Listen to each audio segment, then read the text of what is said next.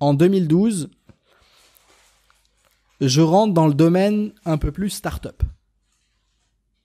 Ok. Où je créais un projet, mon premier projet, qui va m'envoyer sur un autre niveau, tu vois. Et c'est un projet qui s'appelle LikeHub, qui n'existe plus aujourd'hui. Et on verra tout à l'heure pourquoi il n'existe plus.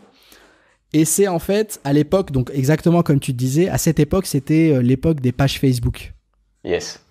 C'était, tu sais, les pages avec des likes, si toi aussi t'aimes, etc., de mecs de NRJ12, viens, aime la page, etc. Tu vois. C'était le concept des pages. Aujourd'hui, les pages, c'est plus trop ça.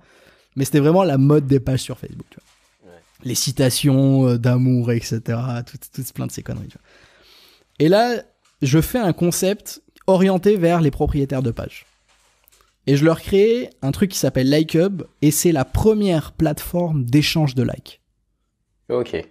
En gros, le concept, c'est tu t'inscris, tu mets ta page, un autre mec s'inscrit, il met sa page, tu likes sa page, et en échange, il va liker ta page. Tu vois ? Et en fait, on a créé ce concept de plateforme d'échange de likes, tu vois ? Et c'était limité à 15 likes par jour, gratuit. Tu pouvais liker 15 pages gratuitement, et en échange, tu recevais 15 likes par jour gratuitement.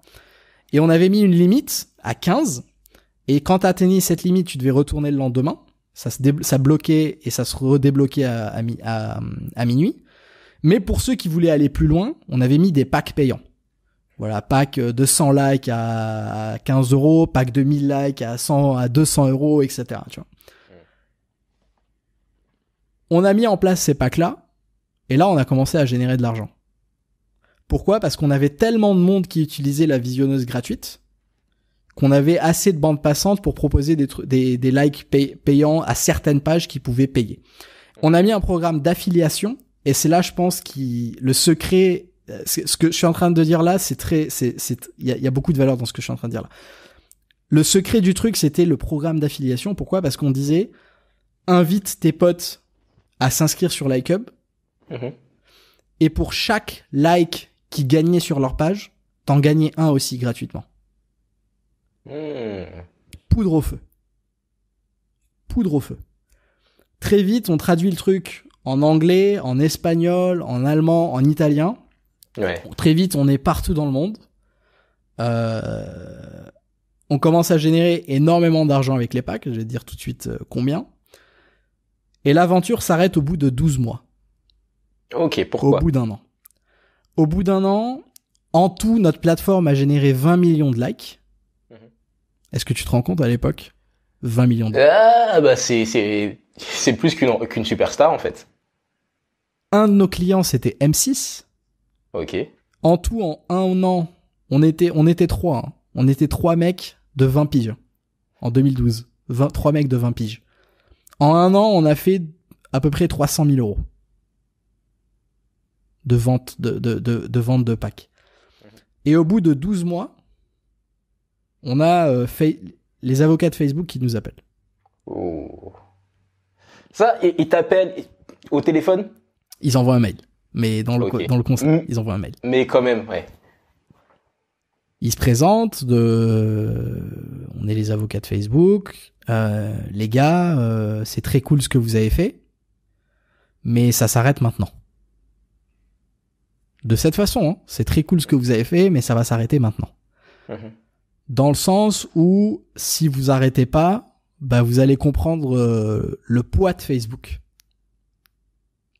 Ça veut dire ce que ça veut dire. Tu vois, quand t'as les avocats qui te disent c'est bien beau, mais les gamins, ça s'arrête aujourd'hui, où vous comprenez qui on est.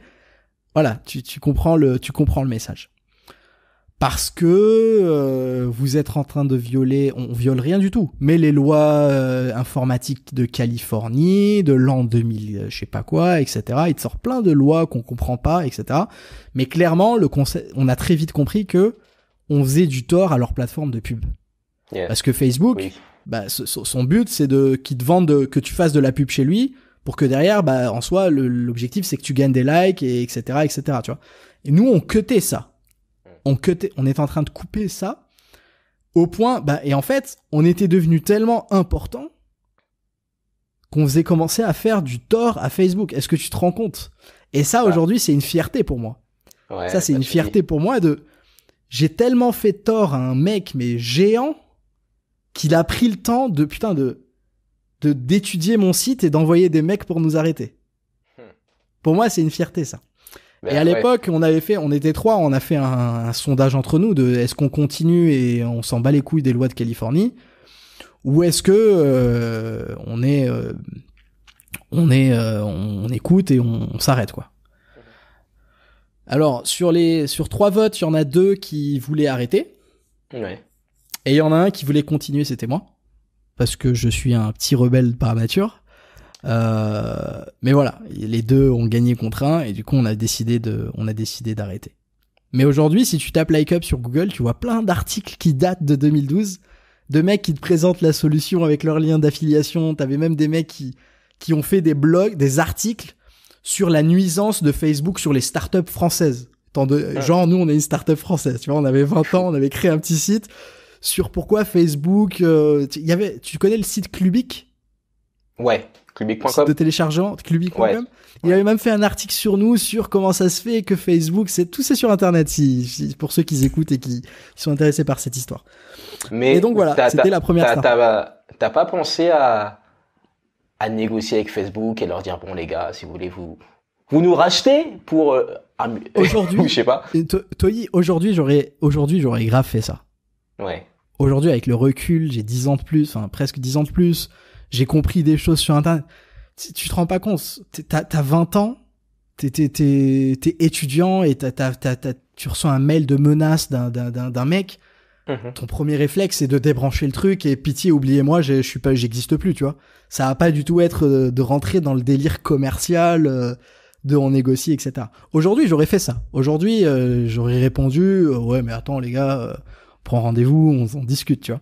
C'est ça. Et t'aurais sûrement pris un avocat en droit numérique ou parce qu'il y a ouais. Il y avait forcément des choses à faire. Après, je pense pas que Facebook n'a pas besoin de moi, je pense, pour acheter des idées. On n'est pas WhatsApp ou Instagram. Je pense que ça serait plus facile pour eux, de arrêtez-moi ça, les gars, et on arrête vos conneries. Arrêtez vos conneries. Mais c'était une très très belle expérience. C'était une très très belle expérience. Et c'était la première expérience qui vraiment m'a amené au niveau suivant, tu vois. Le niveau suivant j'étais en train de faire une petite boutique. Là, je suis dans un concept de start-up avec des associés. On fait énormément d'argent. Enfin, on a des clients. Je t'ai dit, les clients, c'était M6. Et la page de M6, c'était les likes de la page M6 viennent de nous, tu vois. Donc, il y avait un autre niveau, tu vois, qui était vraiment super.